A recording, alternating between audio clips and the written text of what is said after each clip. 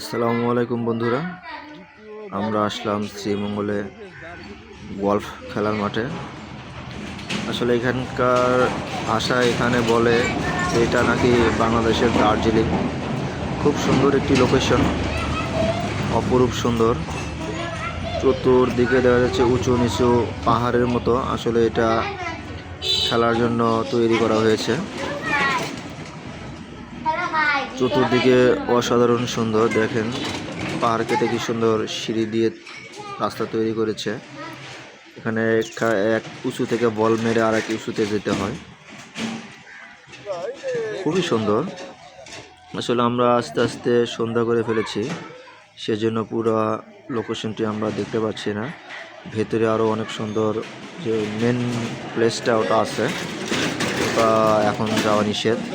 এজন্য আমরা একটু বাইরের সাইড থেকেই ভিডিও করার চেষ্টা করছি এবং সবাই ঘোরাফেরা করছি। আসলে এটা দুপুরের পর পর আসলে পুরো এলাকাটা খুব সুন্দরভাবে দেখা যায় এবং মেন যে